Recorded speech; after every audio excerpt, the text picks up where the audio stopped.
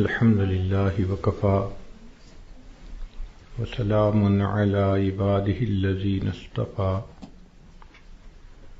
أما بعد أعوذ بالله من الشيطان الرجيم بسم الله الرحمن الرحيم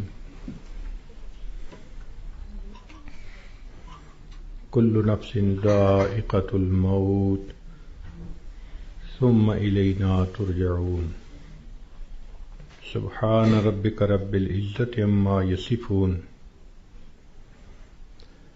وسلام على المرسلين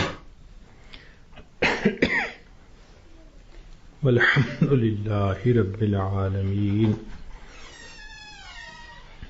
اللهم صل على سيدنا محمد وعلى آل سيدنا محمد وبارك وسلم اللهم صل على سيدنا محمد وعلى آل سيدنا محمد وبارك وسلم اللهم صل على سيدنا محمد وعلى آل سيدنا محمد وبارك وسلم انسانی زندگی ہوا میں رکھے ہوئے چراغ کی مانند ہے۔ جس طرح ہوا میں رکھا ہوا چراغ ایک جھونکے کا محتاج ہوتا ہے، انسانی زندگی بھی ایک پل کی محتاج ہوتی ہے۔ زندگی کیا ہے تھرکتا ہوا ننھا سا دیا، ایک ہی جھونکا جسے آ کے بجھا دیتا ہے، یا سرے مژگاں غم کا تھرکتا ہوا آنسو، پلک چھپکنا جسے مٹی میں ملا دیتا ہے۔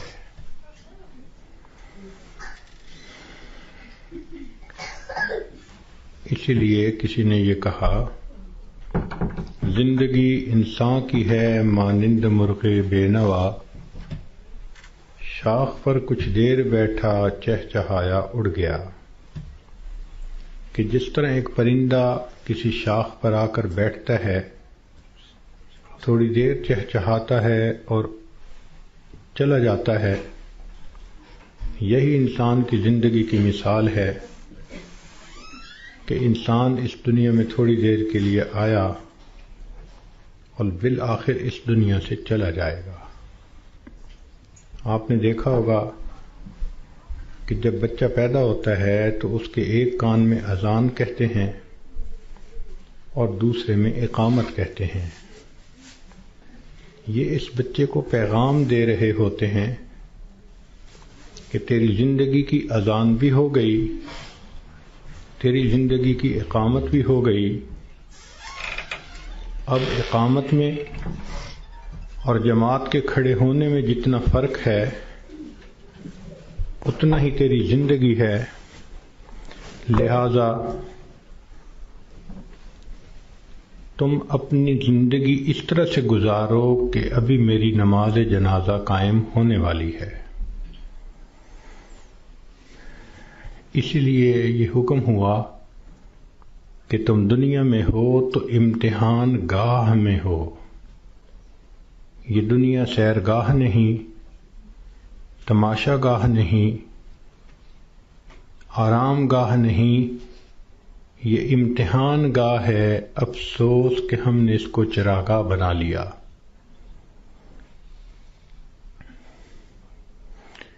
اللہ رب العزت نے مومن کا گھر آخرت میں بنایا ہے، اس کا انحصار انسان کے اعمال پر ہے۔ چنانچہ ہر انسان کا ایک گھر جنت میں بنتا ہے، ایک جہنم میں۔ جب موت کا وقت آتا ہے تو اگر وہ جنتی آدمی ہے تو اس کو اس کا جنت کا گھر دکھایا جاتا ہے،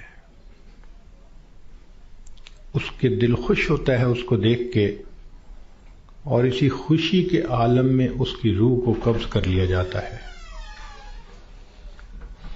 اور برا انسان جب موت کے قریب پہنچتا ہے تو اس کو جہنم میں اس کا گھر دکھایا جاتا ہے، جس کی وجہ سے اس پر ایک خوف طاری ہوتا ہے، اور اسی خوف کی حالت میں اس بندے کی روح کو قبض کر لیا جاتا ہے۔ یہ بات ذہن میں رکھیے کہ دنیا مٹی گارے سے بنی اور فنا ہونے والی ہے، اور جنت سونے اور چاندی سے بنی اور ہمیشہ باقی رہنے والی ہے۔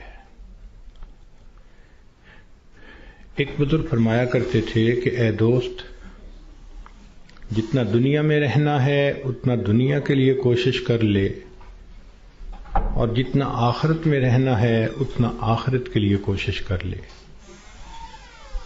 ہماری دنیا کی زندگی تو ہے 150 سال،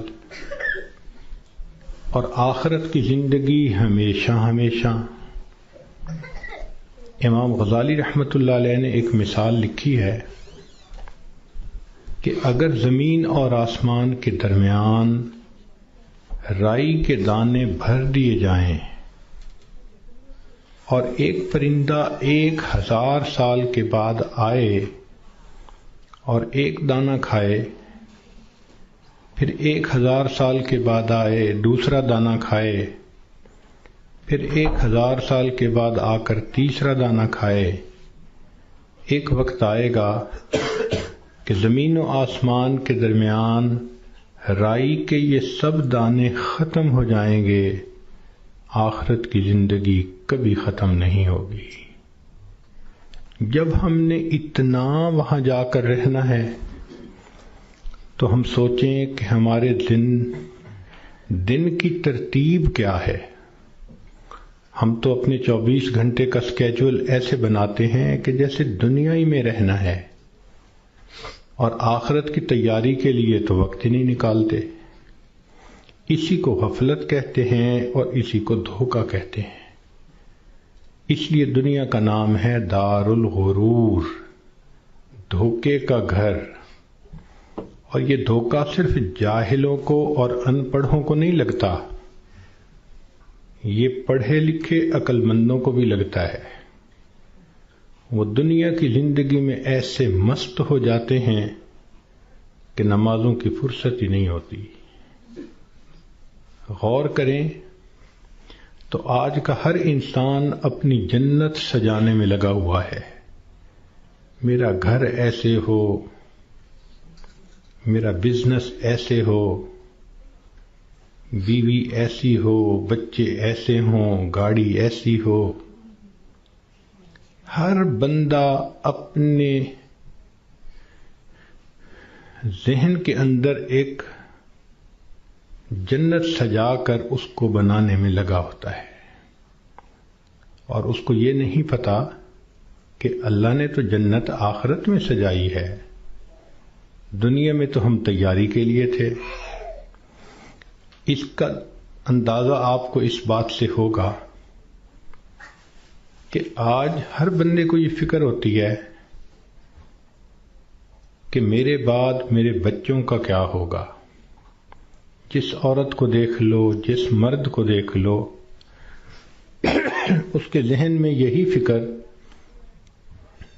کہ میرے بعد میرے بچوں کا کیا ہوگا۔ کبھی ہم نے یہ بھی سوچا کہ بچوں کے مرنے کے بعد بچوں کا کیا ہوگا؟ تو ہماری سوچ تو ہے ہی دنیا کی۔ اسی لیے جب مرنے والا دنیا سے جاتا ہے تو اس پہ کوئی نہیں رو رہا ہوتا۔ کہتے ہیں کہ ایک نوجوان نیک آدمی تھا، وفات کے قریب گھر کے سارے لوگ رونے لگے۔ اس نے والد سے کہا کہ ابو کیوں روتے ہیں؟ اس نے کہا میرا جوان بیٹا فوت ہو رہا ہے، اب میرا سہارا کون بنے گا؟ ماں سے پوچھا، اس نے کہا بیٹا میں نے تمہیں پالا بڑا کیا، اب جب میرا وقت آیا کہ تم میری خدمت کرتے، تم جا رہے ہو۔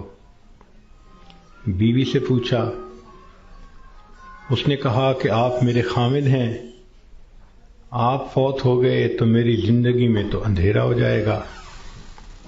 بچوں سے پوچھا، انہوں نے کہا کہ ہمارے سر کا سایہ ہیں اور ہمارا سایہ ختم ہو گیا۔ اس نے کہا کہ اس کا مطلب یہ ہے کہ تم سب کے سب اپنے لیے رو رہے ہو، میرے لیے تو تم میں سے کوئی نہیں رو رہا. تو رونے والے بھی اپنے لیے روتے ہیں، مرنے والے کے لیے کون روتا ہے؟ الا ماشاء اللہ. اس لیے آج وقت ہے تیاری کرنے کا.